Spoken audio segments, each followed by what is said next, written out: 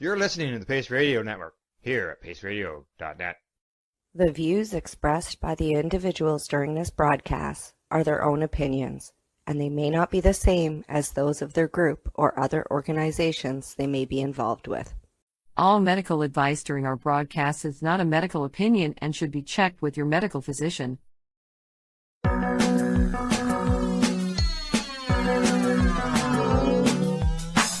Look at all that money, yeah, the money that they spend. Take another look now and take some time for hemp.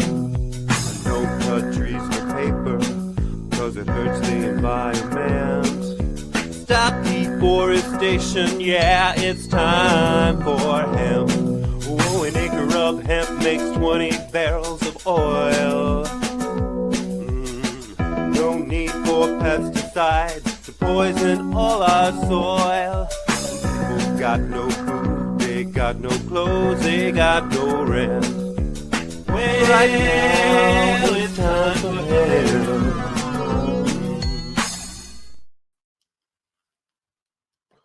Well, it's time for hemp, and we want to thank you for tuning into our broadcast. As you can tell, we do appreciate those who enjoy the ganja, and if you enjoy the ganja, this program is right up your alley, or should I say, right in your garden. Today, we are going to be talking about garden materials. Sweet leaf is what we like to refer to it. I am sure those of you out there understand the term sweet leaf. And also, if you like this broadcast, please hit the like button below. If you haven't already, please subscribe and share us with your friends. Do make it a point to go to timeforhemp.news and check out all of our podcasts. We have a large archive of material there that's all free to download. And now on the website, there's lots of free music that you can also download from the amazing group, The Illusions of Music. And all the songs are about our wonderful plant, cannabis. On the program today, we are going to be focusing on the sweet leaf of cannabis. But before we kick off this round of interviews, let me bring on one of my joint hosts. And don't forget, anytime you hear the word joint on the big broadcast, hit your pipes, your bongs, your vaporizers, and your joints, and take time for hemp. So let me bring one of our joint hosts onto the big broadcast. He's an author. He's written a fantastic book available on Amazon, and I would encourage you to get it. We're going to let him tell you a little bit about it. Our joint host, Al Byrne. Thank you, Casper. Hi, folks. I wrote a book. It's called For Country and Cannabis. And in the book, I do recommend you not use a bong. Even though Casper brings that up every week. And actually, I don't recommend you use a joint. My favorite, and I'll tell you why, is just a pipe, a simple Pyrex pipe. And here's why. And this is what the book is. The book is 360 pages long, and it's about my journey, if you will, through the Navy, 24 years. See, I was a CB once, and then how cannabis interfaced with the military during those years, the Reagan years, war on drugs, Just Say No, Nancy Reagan, all that crap. And then I got out of the Navy and I went to work. I ran normal for a while, and then I ran Patients At a Time, and then I ran Veterans for Medical Cannabis Access, and a bunch of other stuff that you can read about in the book. But in the book, there's a Canadian, Al, one of our co-hosts here, Al Graham, is a Canadian, and Mark Ware is his name, very famous physician up in McGill, and he did a study for Health Canada which said that if you smoke cannabis in a joint, you get about 10% of the product. If you smoke cannabis in a bowl, well, I'll skip the bowl. If you do it in a bong, you get about 40%. So good. And then if you do it in, like I do in a pipe, you'll pull 85 and 90%. So from a financial point of view, you want to use a pipe. And then there's the issue of your lungs. Using a bong is not good. And the reason I say that is because I was personally talked to by a wonderful pulmonary doctor, Donald Tashkin, who, if you know anything about cannabis and smoking, he's the man. And he told me a long time ago, he said that even if you're the only one that uses that bong, you will leave a bacteria there when you use it on Tuesday that'll still be there on Wednesday, and it could be bad for you, even though it's your bacteria. Don't do it. And so I'm shortening this up because we're going to get to our guests. They're the ones who are supposed to do all the talking here. But I just want to finish that. And he said, how do you do it, Al? And I said, and he said, he says, get 3 pipes. 3. He says, use number 1 today. And number 2 has been cleaned and is drying somewhere. And number 3 is in the solution to clean it. I use Purple Power. A lot of people use alcohol. I recommend Purple Power. It's a degreaser. You just drop it in there, leave it there for 24 hours, pull it out, hot water, let it dry for a day, and you're good to go. And so the one that was drying, that's what I use tomorrow. The one I use today goes in the Purple Power. Anyway, so I wrote the book. Some of this stuff's in there, a lot more. If you're interested in the cannabis history, and you should be, if you're in the cannabis business, and I know a lot of you are or want to be, you need to read the book. But let me introduce our next co-host, another Al, a Canadian guy named Al Graham, who also has a way to influence and educate people called Pace Radio. You out there, Al? I am here. Thanks, Al. Casper. How you guys doing? I know of Dr. Mark Ware, and he has had that smoking study. So yeah, I know about him. He's done actually a smoking study also on pain and how it can help with pain just through the smoking of it all. So, and as you say, Dr. Taskin. Go ahead. Yeah, and as far as Pace Radio, People Advocating Cannabis Education Radio Network, you find us at paceradio.net. We broadcast something every day of the week, psychedelics as well as cannabis. And I want to mention something about Dr. Taskin. I got the chance to meet Dr. Taskin when I was part of the UCLA study back in 1989, I believe it was, 90. And Jack Hare arranged for that. I made it possible for me to be the first person to be filmed smoking legal cannabis provided by the United States government. And you can find that on the website at timeforhemp.news. Dr. Taskin, I think, had one of the first studies about cannabis, and it was a very valuable study. You should check it out. You can find it on the internet. And it was a really interesting event to be a part of. I did not mean to interrupt Al Graham. I'll let you go on and introduce our joint our joint guest here in a minute. But I just want people to know that if you want to see somebody getting silly and high legally, you can go to timeforhemp.news and find that video. Go ahead, Al Graham, and bring on our joint guest. All right.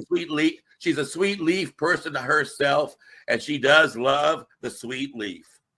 Well, I've never met our guest, Reverend Heidi, and she is the founder of the Sugarleaf Church, and she's also been in the news.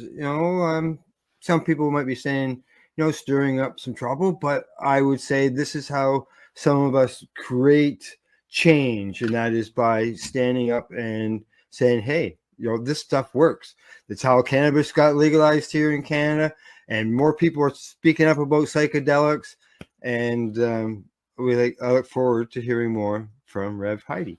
And there we go, Rev Heidi. Reverend Heidi Grossman-Lepp. There you go. Yes. Just so you know, Rev Heidi or Heidi, your mic is muted. Now it's not. No, there you go.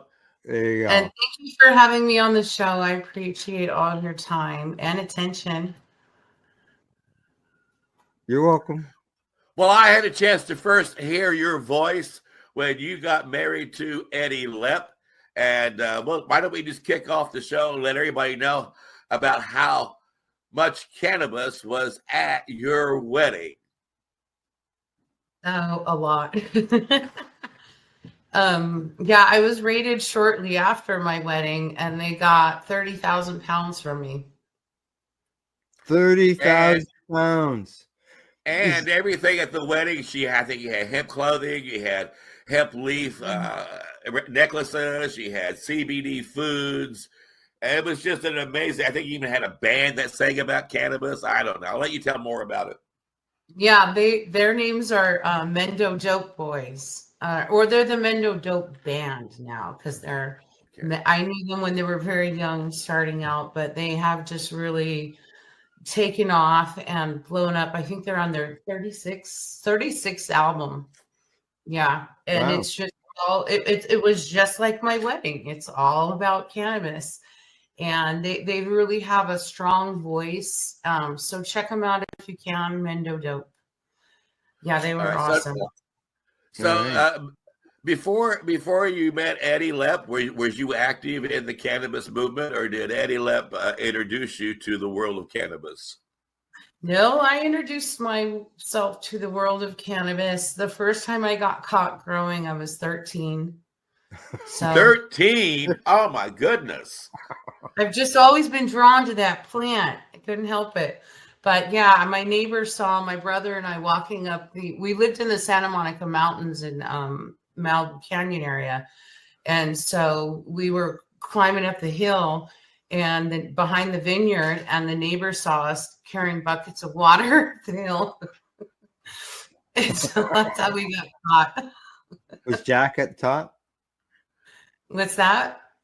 You're carrying buckets of water up the hill. I just wondered if Jack was at the top. Oh, no. We just had some Mexican brick stuff, Right. That was back in the late 70s, early 80s. So what got you involved in cannabis activism? What made you start standing up publicly and saying we got to end prohibition and make this plant available for everybody who needs it? So back, I have had seizures my whole life, and then they got worse after I had children.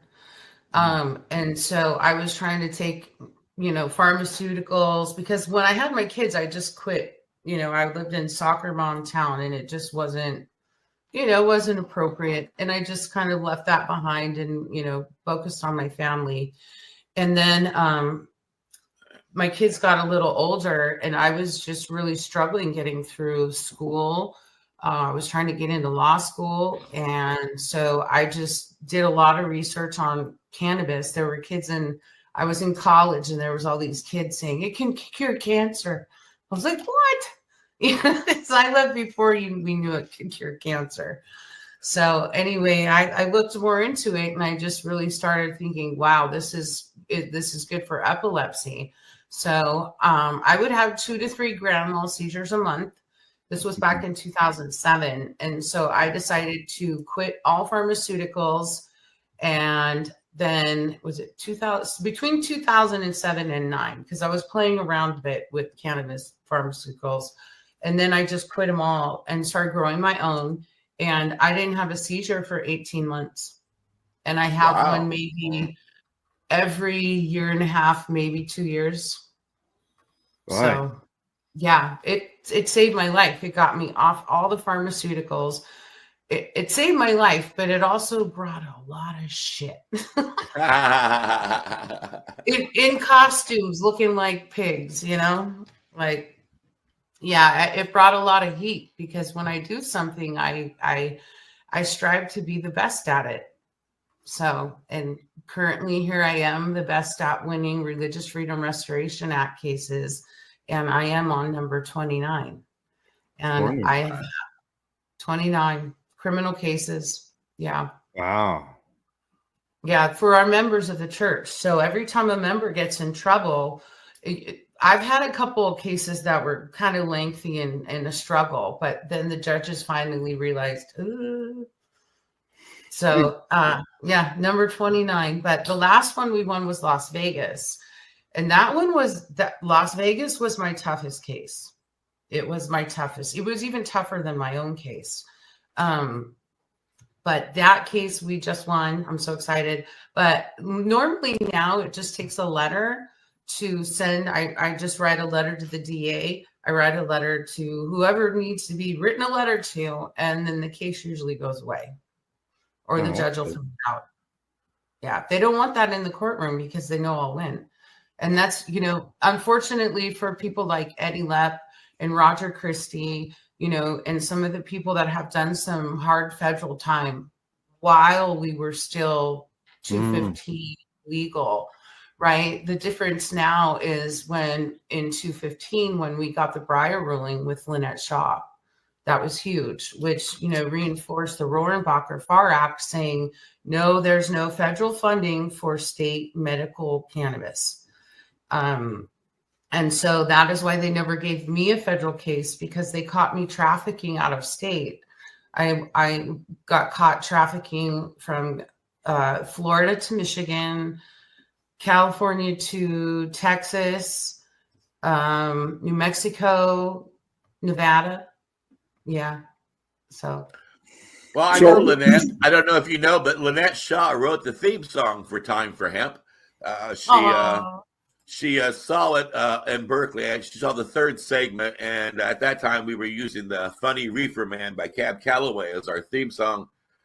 And I got this telephone call out of nowhere by this woman named Lynette Shaw, who said she loved my show. She thought I needed a theme song. And she asked me, what would I like for her to write? And I said, well, it became illegal in 1937. Why don't you do a 1930s jazz song?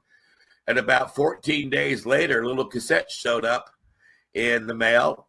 And that's what you hear at the end of all of our programs, even to this day. Lynette went through a lot, being the first cannabis dispensary in California, well, actually in America. And she dealt with the fight with the IRS and finally won that. So she's a heck of a pioneer and quite a hemp hero in the movement. So I can certainly tell you I appreciate her work. And now, Al Graham, I know, thank you for the introduction. And I'm going to shut up and let Al Byrne ask his question, because I do sometimes have a tendency to rattle on. So the best way to shut me up is to hit the pipe. There you go, joint. Yeah, that's the best thing, Casper. Just keep smoking and shut up. Listen, Heidi, let's get our audience up to speed. Casper covers decades in sentences. Where are you physically located? I'm pretty much all over the place right now. After I won my trial, I went back to my, I was with Eddie in Lake County. And then after Eddie and I had to separate, I went back up to Yuba County, and I just went up and did some healing, and I did a lot of work. I grew a commercial psilocybin farm. I learned everything I could to know about psilocybin mushrooms, because I was going to reopen the church, but I was recognizing, okay, now I'm going to need to bring full forward facing the psilocybin. So that's when I said, okay, now I have to go be the best at what I'm going to go do. And I did pretty well. I was pretty successful. I was proud of myself. I entered the third psilocybin cup in Oakland, and I won out of 500 entries. All right. There you go. Yeah. Now it's time to open the church. I'm ready. So you did all this legal work. You were always in California when you were doing this work outside of the state. Yeah. So when you say they were they busted you, you mean you were actually physically carrying it? Were you mailing it? I mean, what was going on there that they chased you down? We were mailing it. Okay, so they got you, and then you put your return address on it, did you? Oh yeah, or I would have people put specific paperwork in it that said this is religious sacrament, boom, boom, boom, and this is where it needs to go. And if anybody, So some of this was you did figuring you were going to get busted so that you could take it to court? Was it that? Well, let me tell you how my first case went. All right.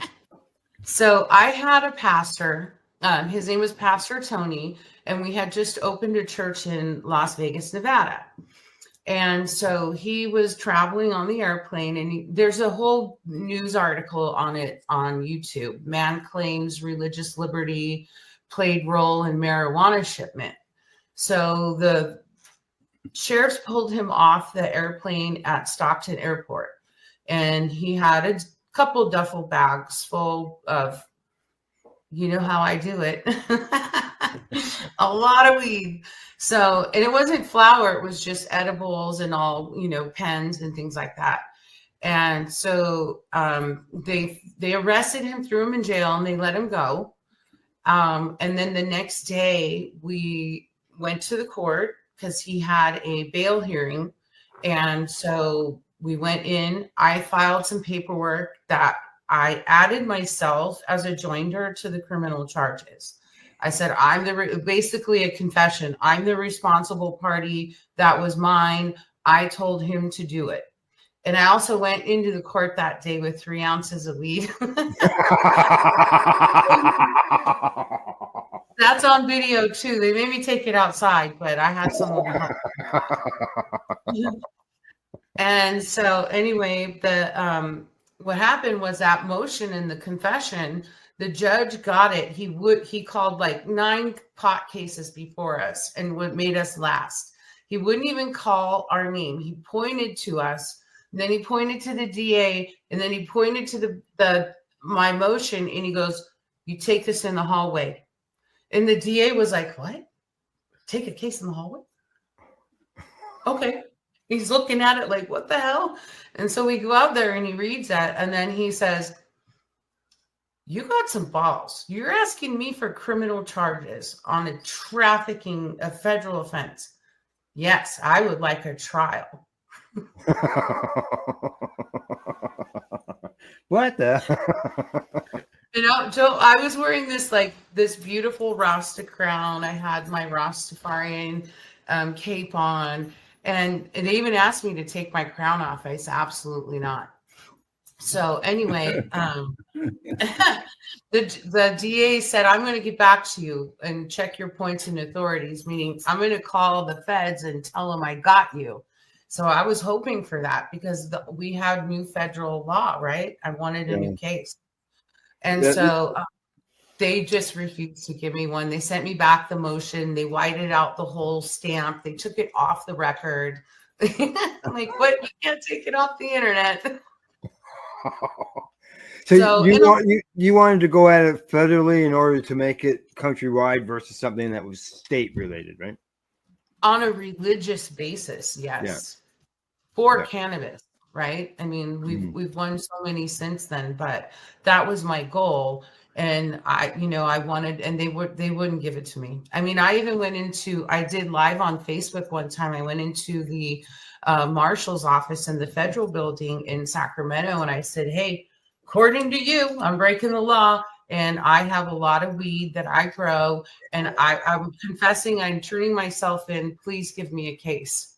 And then just chaos breaks out behind the scenes. You know, there's, what do we do? What do we do? What do we do? And then they finally like, "You need to leave." And this was right when Eddie was on probation. So Eddie's probation officer, we were in that building a lot because we had to go visit probation. So we were consistently in there, and then we had a federal case in there. So we frequented that federal building quite often, and they were just like, "Oh, please leave." Well, I know Eddie was a lot like that. I mean, Eddie intentionally grew his cannabis out in the open so anybody could see even from the road. And when the feds came up and pulled up all these plants, the very next day he was out putting new plants in. And Eddie was pretty much like that, like you. Just come on, let's just take it. Oh. Yeah. You gave Eddie a case, and I studied it. I know how to beat it. Now that I have rulings, I know how to win this case. So, and I did in pro per too, by the way. Let me explain that to you. And I'll tell you right up front, every time I get someone, not my members, but like a rando person that is using cannabis religiously, and they find out about me and they have an attorney already, and I say, okay, tell your attorney, here's what you do. 1, 2, 3. We have 20 whatever cases. Ask your attorney how many he's won, and just file this and see what happens. And they go, I'm not putting my name on that. What? Like, no. And then they lose the case. They lose the case after they take those people's money. And by the way, I've never taken $1 from anybody on any 29 cases. I've done it all pro bono. And the only time I have used an attorney was with Joseph Tolley, and he is our top. Some people say top 10. I say top number 1 trial attorneys in our nation. And so what happened was I was in pro per through all the motions. I'm like, Joseph, I'm seriously not wasting your time for the next year or two sitting in front of the judge for her to say, deny, no, deny. And by the way, Miss Lepp, I just want to put on the record what you're wearing today. Really? They hold that against you? I drove her nuts. And yeah. And so anyway, trial was coming up and we were setting trial, and she was adamant, Mrs. Lepp, and she kept refusing to call me Reverend because I would say it's Reverend. And so, anyway, she said, I'm warning you now. You can take the plea of a misdemeanor with no probation and go home. And they offered me that 3 months in. Yeah, every time, take the deal. I'm like, no, not today, not tomorrow. So the judge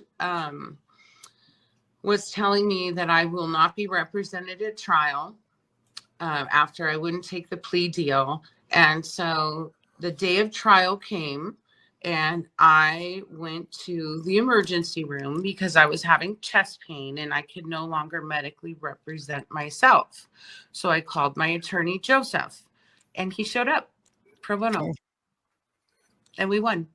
All right.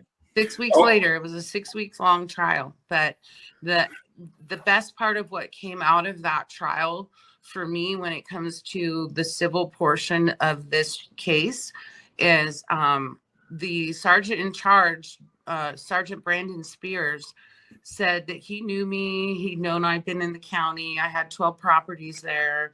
And he said he raided me because I started calling my collective a church. Oh, That's funny. I mean, you think that would make him want to leave you alone more? yeah. Well, not to people that discriminate against cannabis users as a whole, no matter whether you're medical, recreational, or religious. People discriminate against our culture. They have discriminated and called us dirty hippies, of all things. So, Reverend Heidi, I think we need to explain, I assume, because I don't know, that you're a Rastafarian. You've referenced that. Is that true? I do practice Rastafarian beliefs. I was born and raised Christian. I've embraced the Jewish faith. I've embraced the Buddhist faith. I embrace anything that is like positive, and life-changing for people. When it comes to religion, I don't, this is my personal belief, and I believe everyone should have their own personal beliefs and their own relationship with their creator as an individual. Right. Okay. So, but when you go to a court and you say to the judge, I have a church, the judge is going to say what denomination or what is it? How do you answer that question? Well, we're non-denominational, right? Okay. We do not judge. And we have atheists in our church. So whatever walk of faith that you're from, we accept you. We just don't preach any type of religion in our church. We just teach, about the cannabis healing, the spiritual healing, the use of the mushrooms, and whatever your creator dictates to you, that's the path that you should be walking, right? Your personal relationship with God. So I'm about all different faiths, right? So you want to integrate cannabis. You want people to understand that they can integrate cannabis into their spiritual life. Absolutely. Okay. It all begins all healing begins with our spiritual healing, right? Like, who put us here? Our creator. Some people call it God. Some people, there's so many names for God, but my God doesn't dictate anybody do anything. My God doesn't dictate what you wear. My God doesn't dictate what you say. Well, Heidi, there is a heaven for atheists. I don't know if you knew that. There's a heaven for atheists. There's nobody there, but there's a heaven for atheists. Absolutely.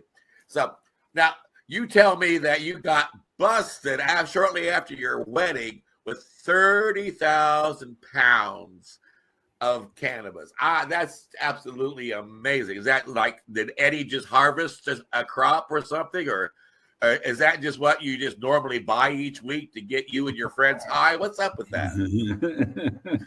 Well, at least we try religiously. Keep trying.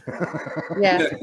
So how I got to that number, well, let me just say, when Eddie came home, he was not allowed on any type of cannabis farm. So I had to go through just some pretty strict scrutiny from the feds to let him come home to my house. So, and the first thing that the probation officer said when she walked us in, smells like marijuana. So anyway, we finagled that and we got him home. So yeah, he wasn't allowed on any farms. But while Eddie was gone, when Eddie left, he was the largest cannabis church, right? And so by the time Eddie got home, I had set up 365 farms in our collective network. So I will do all their legal paperwork, keep them papered up, put stuff wherever they get rated. Make sure they take a picture of that.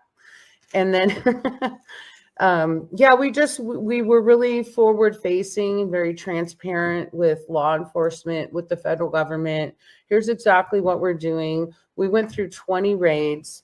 So on those 365 farms, I think I was around 350 farms when I got raided in Yolo County with an agency called Trident.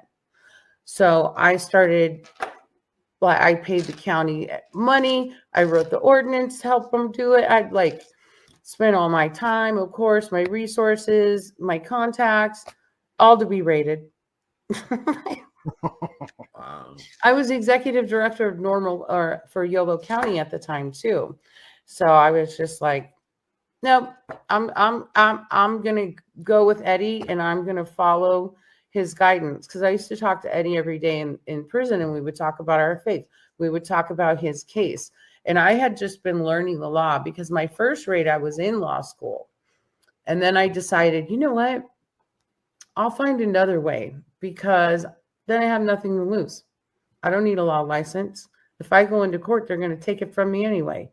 So Right. I got work for nothing. So I just kind of followed and led, where the Spirit took me. And here we are. And so I had 160 churches by the time they raided me. All right. Wow. So yeah. Now you mentioned Roger Christie. Roger was a champion at the time for Hemp Broadcasting Network back in 1990, and I met him through Jack Hare. Now, does Roger's church work in association with your church? Do you guys do events together?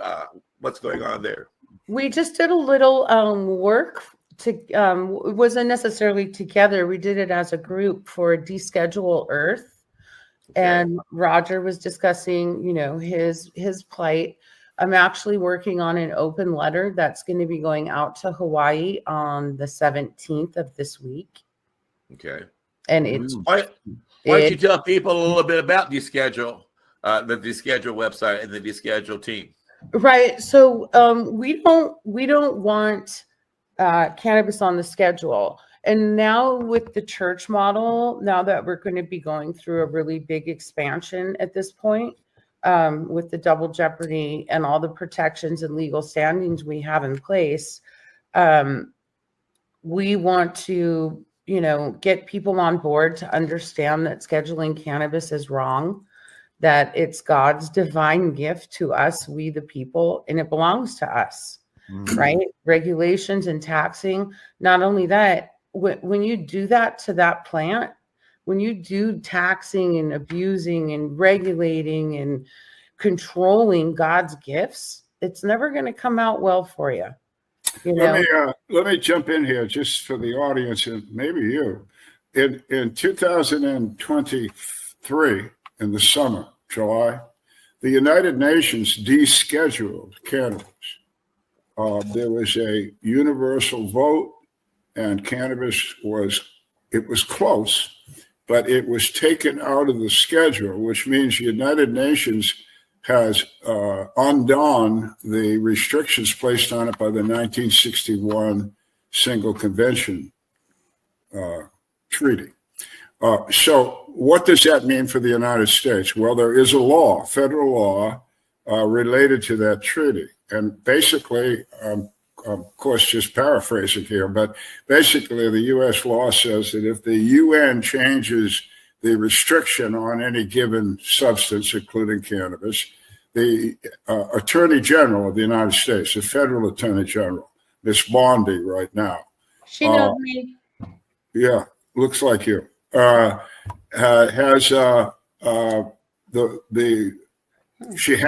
the Attorney General has to reschedule cannabis in the United States to comply with the United Nations schedule, which for the United Nations, again, is, as Heidi said, deschedule. That hasn't been done. Veterans have guys and me and a couple other guys have got a letter to Miss Bondi right now. And we've let her know that we know these things, and we gave her all the references and stuff. Now, it's not her, right? We just sent her the letter, and I can't assume she knows all this shit. She got a lot going on, and I know she got a big staff. But we sent this letter to Mr. Biden's Attorney General, and he had it for a couple of years and did nothing. But anyway, to help your legal cases, that's sort of been decided by the United Nations. And the other thing I stress, Heidi, and I hope I can see you do, but you haven't used the word yet in my presence. And I want people to understand that what we're talking about is cannabis, a plant. It's a plant. It's not a drug. It's a plant. Now, Heidi grows plants. It's got roots, it needs water, sun, soil, all that stuff. It's not something that is manufactured except by the creator. So it's a plant. And one thing that I think the audience needs to start looking at is, and Heidi brought this up, she says, why are we regulating this stuff? Why has it got all these taxes and all these rules? I don't know. We don't do that with bananas. We don't do that with onions. We don't do that with lettuce. We don't do that with kumquats. We don't do that. Tomatoes. But all of a sudden, cannabis is not a plant in the minds of law enforcement, in the minds of legislatures. And I just urge the audience, religious or not, start thinking yourself of this as a plant. There's plants, we have thousands and thousands of plants that come into this country. And custom looks them over, and the agriculture department decides if they're a good plant or a bad plant. Every plant on earth is like this, except cannabis. So that's my but now, Al Byrne, unless I'm mistaken, you're talking about cannabis. Aren't you referring to marijuana? Well, I've always been against the term marijuana because it's a slang. It's Mexican. It denigrates the plant. I don't like it when people call it weed or pot or any other damn thing. It's cannabis. And years and years ago, I mean, 25 or 30, I had to go through this conversation with people like Heidi and Al and Casper, who were advocates of the cannabis plant and called it marijuana. And I kept saying at that point in time, would you stop it? Let's change the way people see this plant. And one way you changed it is using the proper vernacular, the proper vocabulary. And now we still see marijuana a lot, but cannabis has taken hold. And that's good for what the four of us are trying to do. Yeah. Now, I do want to say this before we move. I want to say this before we move forward, is that when you go to the Time for Hemp website, you will find the word marijuana frequently utilized, but it's because of the algorithms that are on the internet. And I do that so if someone types in a question about marijuana, it will lead them to the website Time for Hemp, where they can learn that they need to call the plant cannabis. Well, that's an excellent point. If you Google, I found out this years ago, and people said, you're nuts, and I'm not. If you Google the word marijuana, Google will take you over here. If you Google the word cannabis, it'll take you over there. Even if you put with a word like medical in front of both of those terms, it'll take you to two different places. Marijuana stigmatized.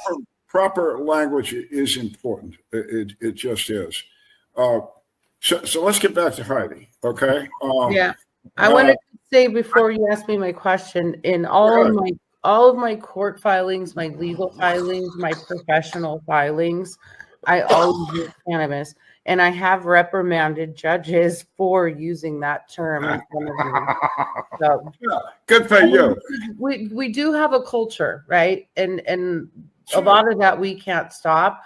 But it's also like using it in the appropriate context and places. When you're talking to children about it, that's what you should be calling it. Yeah, we're the educators, and if we don't do it correctly, then we haven't done our job. That's my point, your point. Right?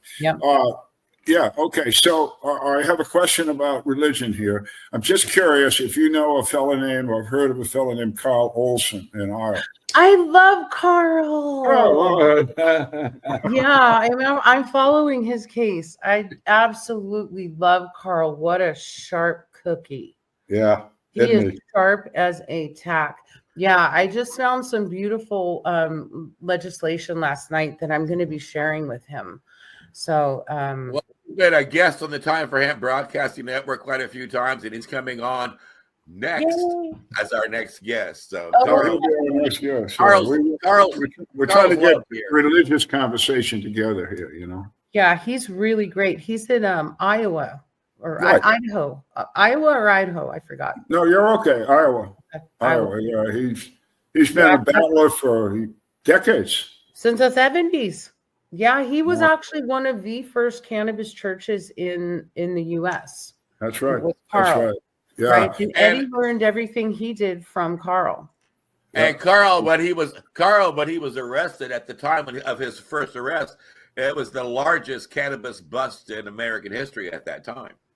And then when he got out of jail, he never smoked cannabis, but he fought for it. He made sure that he never smoked it. He wanted to never give them a chance to arrest him again. He wanted to stay on the outside so he could fight those guys that put him away in the first place. Yeah, he told me that too. That I asked him. I said, "You got to be smoking pot, man. You need to." I'm not going to do it. I'm not going to do it. And the same thing Casper said. He said, "They're going to ask me, Al, every time I go up in front of some committee or some cop, he's going to say, 'Well, you're a pot smoker.' No, actually, I'm not. And you're keeping me from being one, and that's against my religion, and you're screwing with me." Yeah. I got to give Carl. He's an amazing guy. Yes, he is. And again, we'll be talking to him next week. But I'm glad you know him. If not, I was going to put you together. Forget it. Yeah. All right. So let's go back to what are you actually doing now? So currently, I am in Michigan.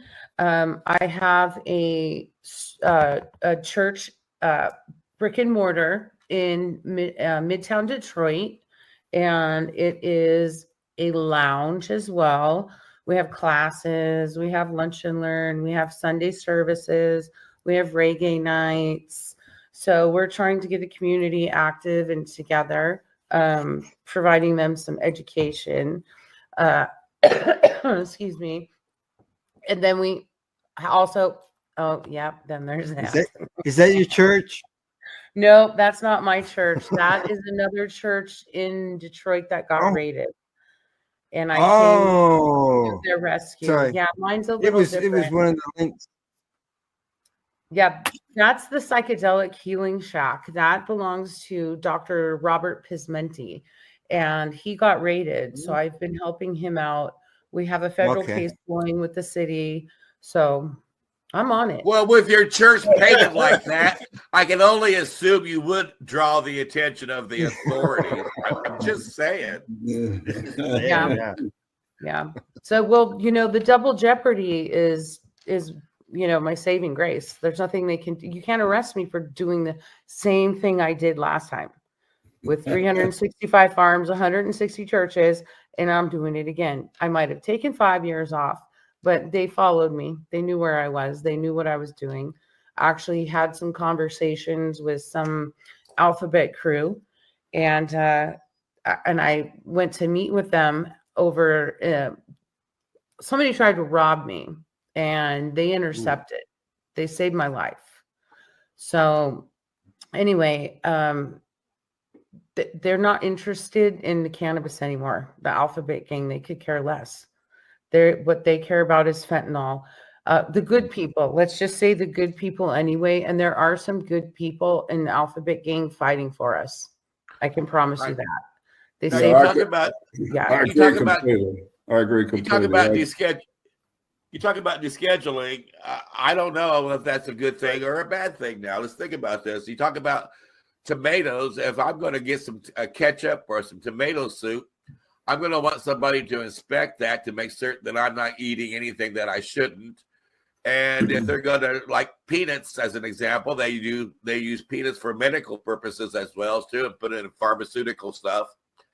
So I'm going to want to make certain that the pharmaceuticals are doing the right things too. So how do you handle that kind of stuff when it comes to cannabis? Because cannabis is used for so many different things. You would think that there would be some avenues that would require some kind of like laws or regulations or it's easy. You got two kinds of use. You got personal use and medical use. There's nothing else. Personal use can be religious. Food. There's food. So what I would say is get together. Like, so what I'm doing as a church, right? We're self-regulating. My standards are hella better than California's ever could even think about. When it comes to organic and putting the love and blessing the plants and nurturing them and wanting them to heal people instead of making me millions of bucks, right? So getting into private membership associations, if you're not into being a part of a church, or just find a spiritual organization. I'll be setting some up and having the in-house, like self-regulating, like churches do. We self-regulate. All right. Well, then another question that's been handed to me, in fact, just yesterday when I was seeing some medical professionals, when I was discussing this, they asked me, well, you know that the human brain continues to develop until you're about 25 years of age. So are you saying that people who are like 12 or 11 years old should be allowed to smoke cannabis? Somebody who's 16, where do you draw the line? Do you want some kind of regulation on that? Okay, listen, I went through this with 25 years ago with the American Medical Association and the American Nurses Association. They've decided that children, we've had kids as small as 2 years old, infants, use cannabis successfully. Thousands of them over the course of the world, okay? Yeah. So there's two things to consider here to your questions. You've got what I want it deregulated. It's a plant. I want to be able to grow it in my backyard, and I want my neighbors to, and it shouldn't be any more obnoxious to anybody than if I was growing corn or anything else. On the other hand, I'm a patient, and if I want to go buy cannabis, I want it to have been regulated, labeled, tested. I want every nook and cranny of it covered. And therefore, in those kind of categories, all you have to do is have it Schedule 5. What's 5? OTC, over the counter. All that stuff you buy in CVS pharmacy is scheduled. It's not descheduled. It has a schedule, and it's 5. That means that the government has looked at it. It meets the purity standards. The description on the bottle is really what it is, et cetera, et cetera.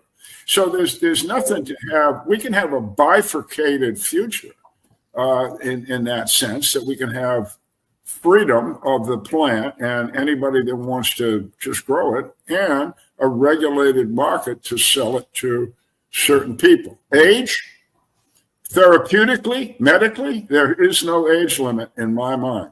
An infant to 100, doesn't matter, it's good for you. If it's good for you, it's good for you. And then as far as recreationally, I got to leave that up to the parents. We're up here in Canada, yeah. I'm not going to pass a law to anybody that says you can't have your kid smoke a joint at 16, or you got to make them wait till 20. That's not my call. That's a family call. So I just leave it alone. Yeah. Federally here in Canada, we're at 18. And the provinces can set their own age. Most of them have done a 19, and Quebec is at 21. But nobody's at the 25 mark. Yeah. Well, I know there's a lot of people in the audience who would ask that question, so I had to. Yeah. No, and we've heard from Heidi. She doesn't have any regulations. That she lets people live their life. That's what I'm hearing. yes, but when we have storefronts and we have commercial operations for the church, we have extremely strict protocols in place. Oh, well, what is it? Or we are all organic. We are making sure that we have great genetics, right? Making sure that all our SOPs are in order, making sure our growers are in good spiritual health, making sure we visit the plants every month and do blessings and ceremonies.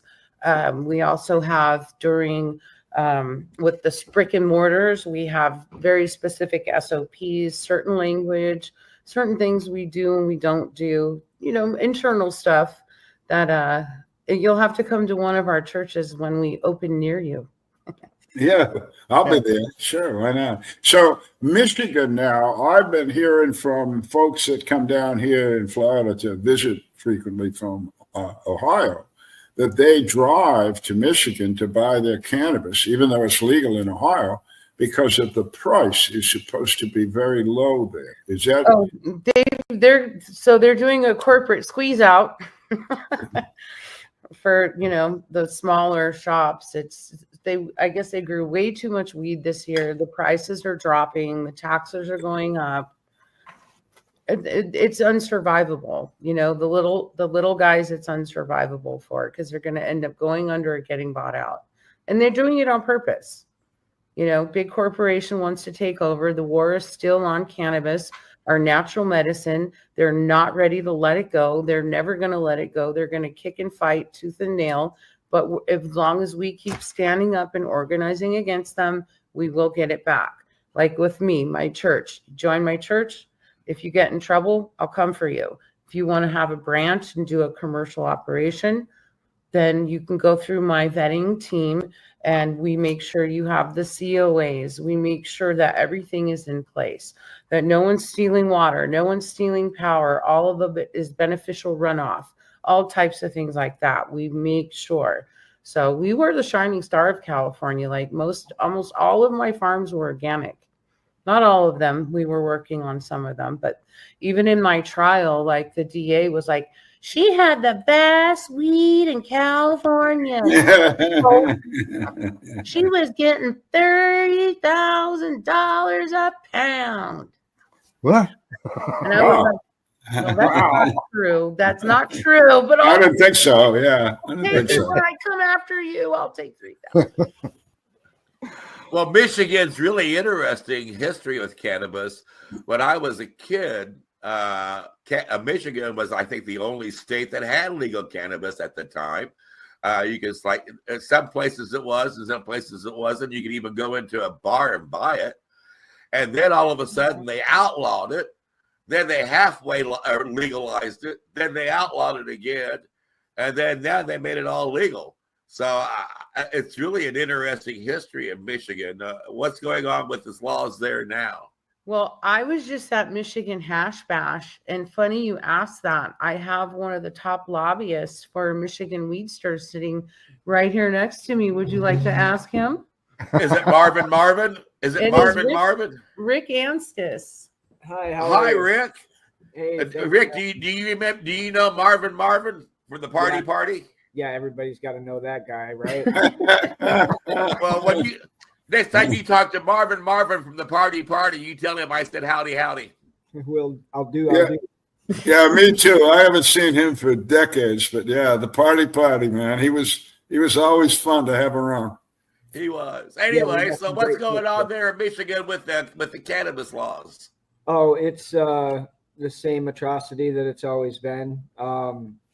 We were duped into bending the knee to recreational, and I liked what you said earlier in the sense of using cannabis versus marijuana or pot or dope or whatever. It's the language. So what really screwed us up medically here and has really oppressed us getting to the patient and the information to the patient is recreational. So the word itself is destroying everything, the essence of the plant. So I'm really trying to push back on the medical aspects and the things that got us here, which was medical, and it was the testimonies of the people that came from everywhere in the state of Michigan. We had 324,000 signatures on a ballot that the state said they didn't want to, go get it if you can do it. And we did. And they even put it to a vote in the state of Michigan. You actually get to write the law. So we even wrote this law, and it's still been just twisted upside down and full of lies and minimize the opportunity and the education of this plant. And people still get raided, of course. And my hands are up for Oklahoma. Everybody in Oklahoma, continue doing what you're doing, because I know they voted it down the last time it came through recreational. And if they can, anybody that's in that position should continue that. Well, yeah, the other thing that may help you now is federal law for veterans is that if the state has illegal cannabis, then the Veterans Administration can admit that cannabis use by the veteran in their treatment protocol. Yes. So if anybody starts arguing that in your state or any other state, that this should be decriminalized or go away, what they're actually going to do is put all their veterans in a place where they can't use it medically again. And right. I'll tell you what, if somebody tries to pull that off, yeah, right, exactly. Mm-hmm. That's a bad scene, and I can't imagine the population in any state would want that. But I'm not sure that the population of any state knows that. And, sure. And the reason I bring that up is because we've got 10 states in the United States that do not have a positive cannabis law, either medical or recreational. Mm-hmm. And the vets in those states can't use cannabis as a medicine and get treated in the VA. Well, those are the states. I can smoke cannabis right here on the camera and walk over to the VA hospital in Florida, and they'll say, "Hi, Al, what's up? What do you need?" If those other states, I get sent home. I get told to get off the ground. Mm-hmm. Yeah, Indiana is one of those states where you get sent home. My next door neighbor can't smoke cannabis because his doctor tests him each time he goes in for his heart treatment, and if he comes up positive, they will not give him the treatment he needs for his heart care. I pointed out again. I went to Notre Dame, Indiana, and the Pope has said, "Hey, if it's good for him, let him have it." Well, here's Indiana, Notre Dame. If you don't, Notre Dame's got some pull in Indiana, and yet they haven't made the call. And so there's a lot of people here that need us to tell them what we're telling each other right now. And, right. I live 30 minutes north of South Bend, Indiana, and we're a border town and border state there, and there is a huge influx of Indiana people, right, coming. So they're well aware, fully, probably the Catholic Church has probably been well aware of this for a long, long time. Why they not engaging in helping the state get to their people and just accepting Michigan's things. And then even now, if you have a Michigan medical marijuana card, and you get popped in Indiana, you'll just get probation. So because Yeah, it well, can overrule a doctor in another A partial recognition. yeah, it's weird here because all the states around us have legalized cannabis, and Indiana's a holdout. And I've said it before in the show. Al have heard me say this, but when it's 3 o'clock in California and noon in New York, that means it's 1955 in Indiana. Yeah, this is why you got to do it federally. This is why I say federally legalize it. Right. And that's what we're you trying have- to do with our blueprint with the mothership is we are Yeah. trying to go into every state, especially the states with no medical, and open the churches and get them up and running. Because my philosophy is always veterans first, right? We always want to serve our veterans the way they've served us, and then patients, and then, you know, whatever else falls after that. But that's our priorities, and getting people healed spiritually, especially with the mushrooms and veterans, and saying goodbye to depression. There's the door. It's working, right? And it will save lives, countless millions of lives, once we get these open and get them all over. And then my next trick will be with getting my DEA religious exemption, which is the DE5. Only 3 churches have that. That's the UDV, Queen of the Holy Light, and now the Eagle and Condor. And those were only given in the last 53 years by court order. So now that the new administration has changed, and the judge in the Eagle and Condor told the DEA, well, they gave Eagle and Condor judgment 2.2 million. And the judge said, you need to redo the administrative process and make this make sense, because they've denied everybody. So that is in the works. Of course, the DEA, you see how long it takes them to do anything. But the DE5 religious exemption allows you to import and export Thailand, Uruguay, Jamaica, Paraguay. So other countries are now opening up with that. So I'm hoping I asked them, can I have mine now? No, just wait. But things are looking good, you know, when we get to that point of getting that actual certificate. How long are you looking? Like, what's that process like? I would say 18 months. And if they don't give it to me by then, I'll just make my own and get a boat and go, bye. Take me to court. I'm a pirate now. Yeah, I'm not sure the urgency is seen by people that you're talking about. 18 months, and they're in a process. And I'm a veteran, and I'm watching 40 or 50 of my brothers and sisters die by suicide every day. How many are we at now?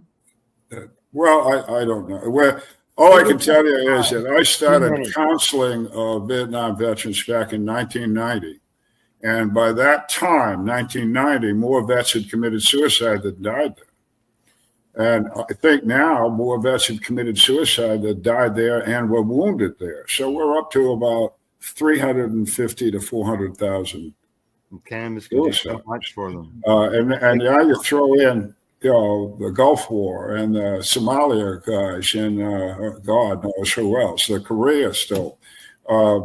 You know, the veteran says that the Veteran Administration put out a few years back that 22 a day died by suicide.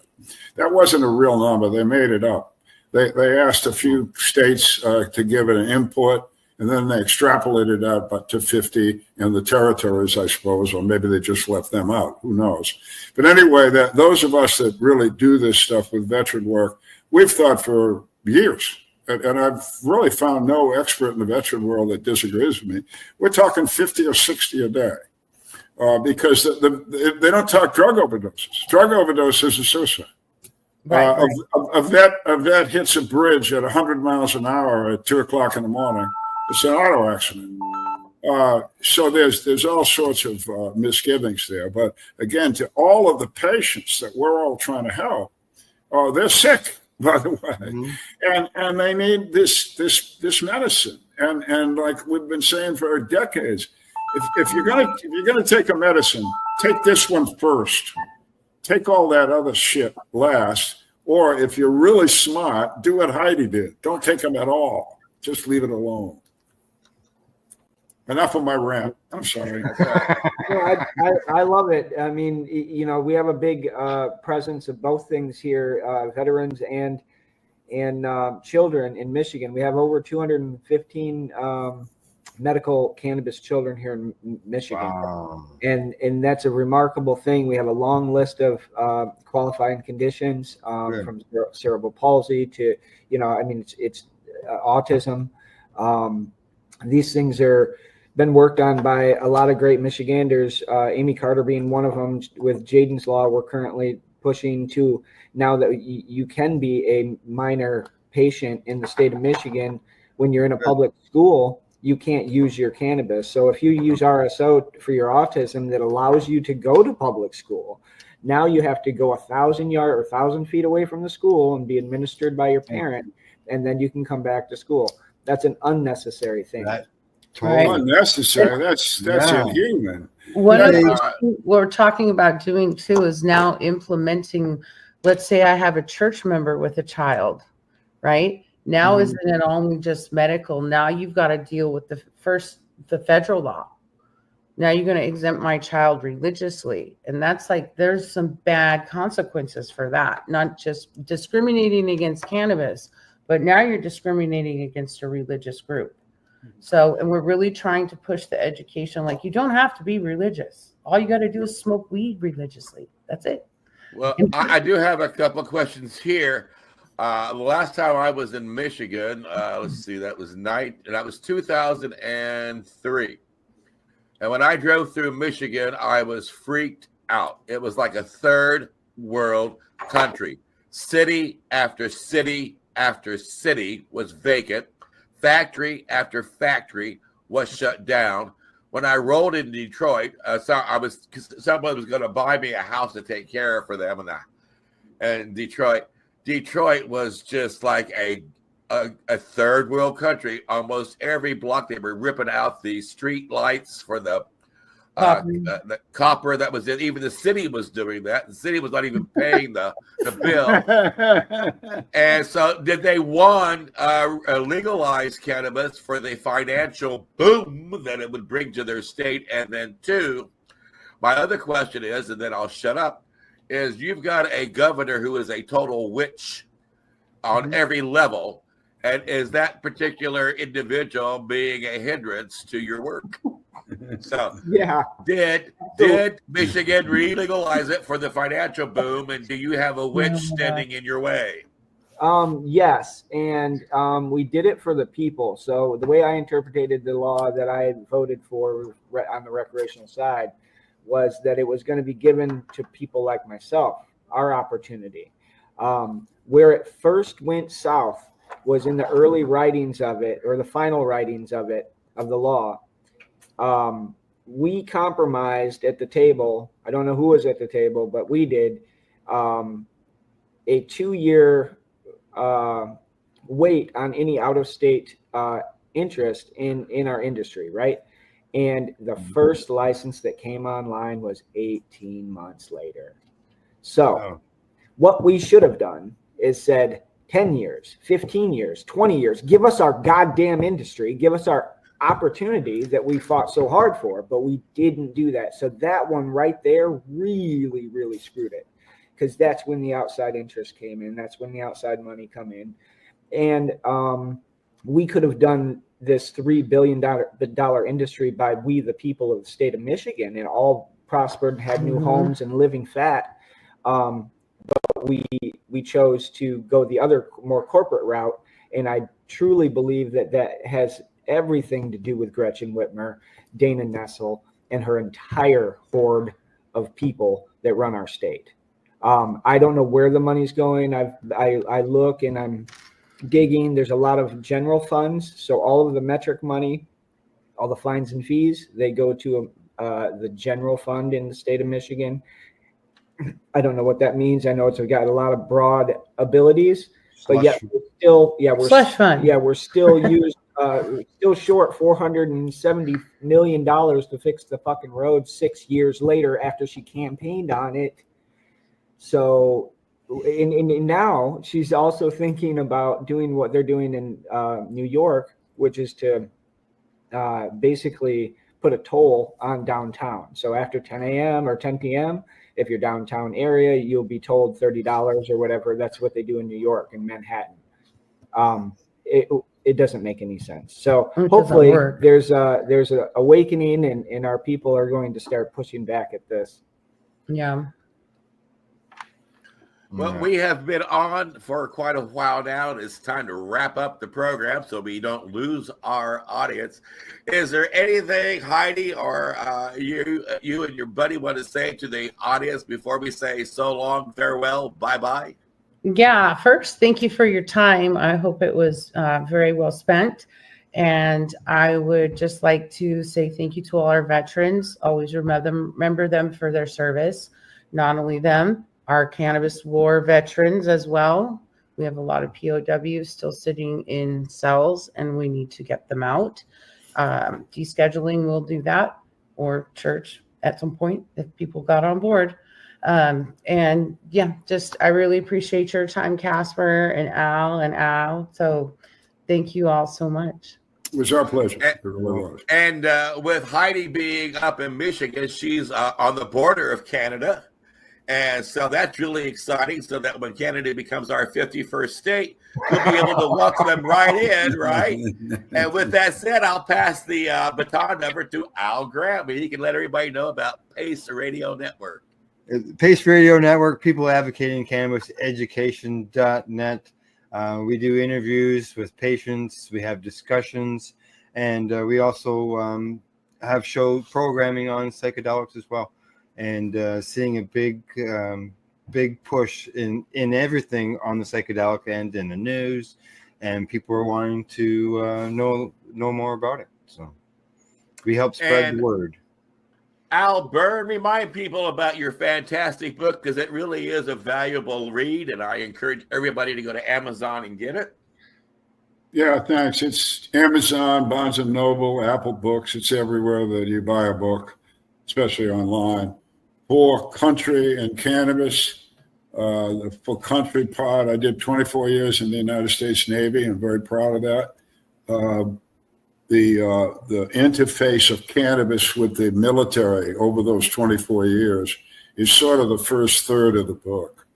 And the last half is it's two things. I hope to the reader. I hope it's a history lesson and an educational book. It's 360 pages long, so if you don't like to read, skip it. But if you really are in this cannabis world, you need to understand how you get to where you are today, and that's what this book lays on. How did this really go down anyway? How did we get here? Because most of the people listening to this show do not understand that 20 years ago, or it was hard. 40 years ago, you went to jail. So you need to understand how this all happened, and more importantly, who did it. The majority of the people I write about in the book back in the 80s, 90s are dead. And I wanted them to be remembered just for who they were, heroes, heroines. And I wanted you to know what they said. And that's the other reason that Casper and I are doing this Time for Hemp. He mentioned it, but it's very important. Time for Hemp not only is going to have you see this show forever, but it's also going to have an archive that you can dunk into, and you can hear from these experts, men, women, patients, whoever, about why they use it, how they use it, and what it did for them. And it's all in the book. The other part of the book is that same education. There's hundreds of pages there that explain, usually by using a patient to tell a story, why cannabis works for epilepsy, why cannabis works for any kind of spasticity problem, why it works for Crohn's disease, sickle cell. All of this stuff is discussed in the book and giving you a little bit of idea of what this plant's really all about. And you will see that I continually refer to it as a plant. I continually refer to it as a nutritional plant as well as a therapeutic plant. It's a good book. I don't make much money on it. I make a couple of bucks. You buy it, I make about $2. I'm okay. I don't need the money right now. But I want you to buy the book. And if you're a cannabis patient, if you're a professional, MD, RN, LPN, somebody that runs a dispensary, a bud tender, you ought to know what's in this book. And Al is right. We have an archive that is amazing. And it is the reason why I continue this work. There are people who have come on to Time for Hemp, and they came on just shortly before they passed away. And they did so that everybody would know how cannabis helped. And they wanted to make certain that their voice was added to that and would always be heard. And that is why I maintain the archives, is so that their voices will always be heard. If you go into our archives, you'll find several interviews from Eddie Lepp, Jack Hare, and many other people who are no longer with us, but they are the pioneers of this movement. And you hear how they struggled. Eddie came on shortly after he was arrested the first time for growing cannabis. And he came on the second time, and the third time he was arrested. And shortly before he went to jail and right after he got out. And you hear the history of the movement growing over a period of time, and you begin to understand the struggles that these people faced, real struggles in their path in life. And that history is of real value. I'm also blessed to have my two joint hosts on the program. Very good friends. Al Byrne was a joint host on Time for Hemp on a regular basis, and also had Patients at a Time and Veterans Voices. Many of those archives are still available on the website. And Al Graham has Pace Radio archives on the network as well, and is found as a joint host. And we have worked hard to let the whole world know it's time for hemp. Bye-bye.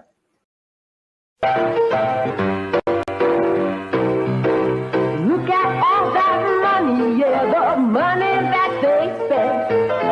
Take another look and spend some time for him. Don't cut trees for paper, cause it hurts the environment.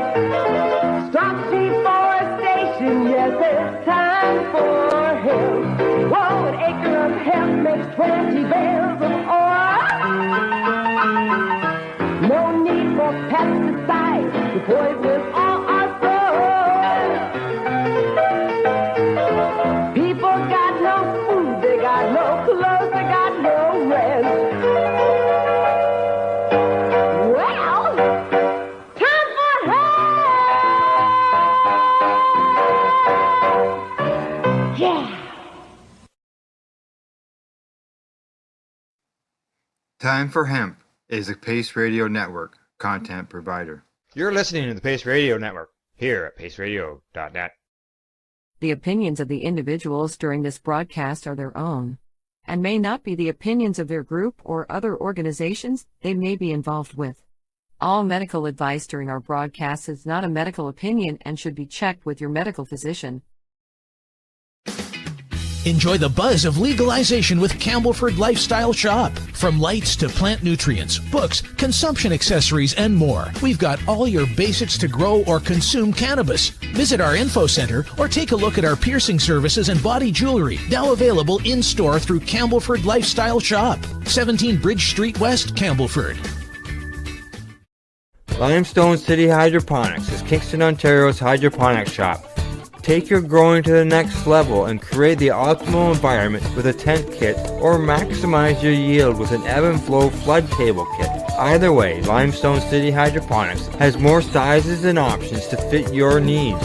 Are you looking for the power of the sun that adapts to your budget? Then look no further, as they have professional grow lighting. They have indoor grow systems that are easy and cost effective, with many options to fit your living space and lifestyle.